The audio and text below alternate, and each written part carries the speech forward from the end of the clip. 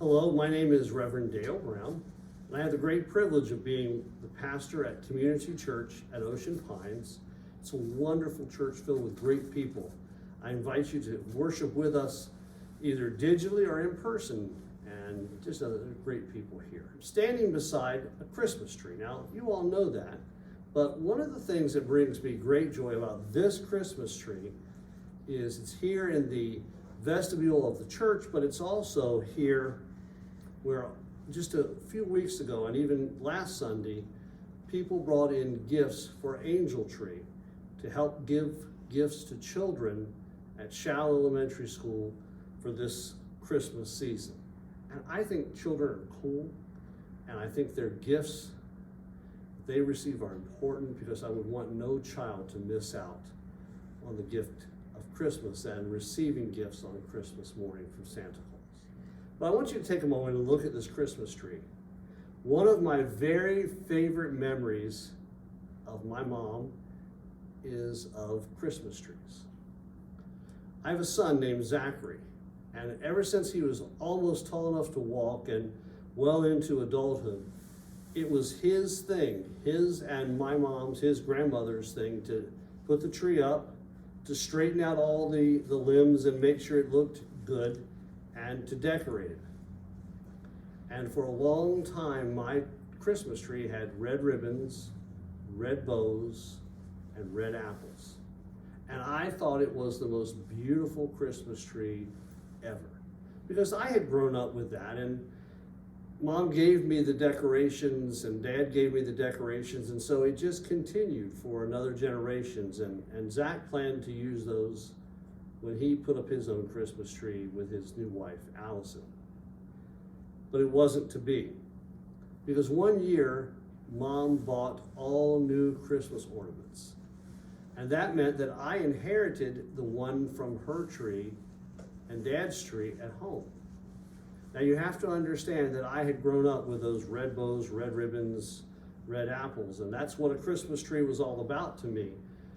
And Mom brought in these mixture of ornaments and mixture of decorations and mixture of colors, and these birds that had high wings lifted up and others that had long tails and were kind of fuzzy, and it looked not like a Christmas tree, and perhaps all too feminine for a single guy to have in his home. Sometimes I don't have a filter on what I say. So I walked into the house after she and Zach had worked for hours on that Christmas tree, and stupidly, very stupidly said, "What in the world is this? That's got to be the ugliest Christmas tree I've ever seen." To which my mom looked at me in horror, and Zach went and hid. So she said to me, and I can remember her words very, very plainly, as if they happened just a few minutes ago, "Well, if you don't like it, you can undecorate it and decorate it yourself," which I promptly did. That didn't go over very well either. Christmas traditions are very important to us. They help us connect with the past. We use those red ribbons and red bows and red apples until the red finish on the apples was worn off, until the bows began to pull apart. And we used that tree that Mom and Dad had given me until it just literally was no longer usable. There's something about that connection with family and with one another that brings us joy. And in this third week of Advent, we're going to be talking about in worship joy. Joy is tough, strong. Joy helps us get through difficult times with deep faith and knowing that God is going to work it all out. Joy is not based on circumstance or condition.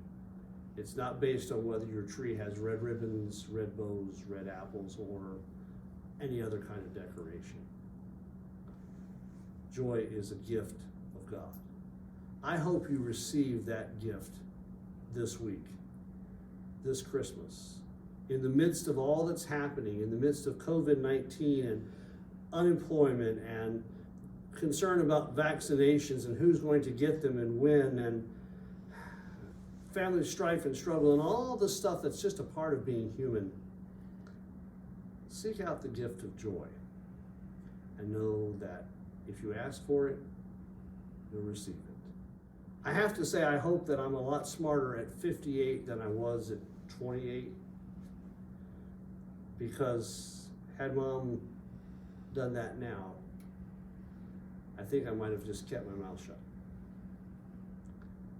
Because some gifts that come from the heart are greater than even the traditions we have invented in our minds.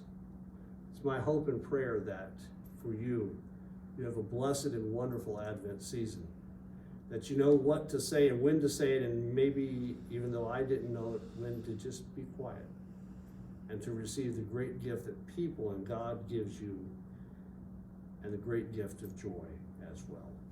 Blessings to you. Merry Christmas, and may God bless you.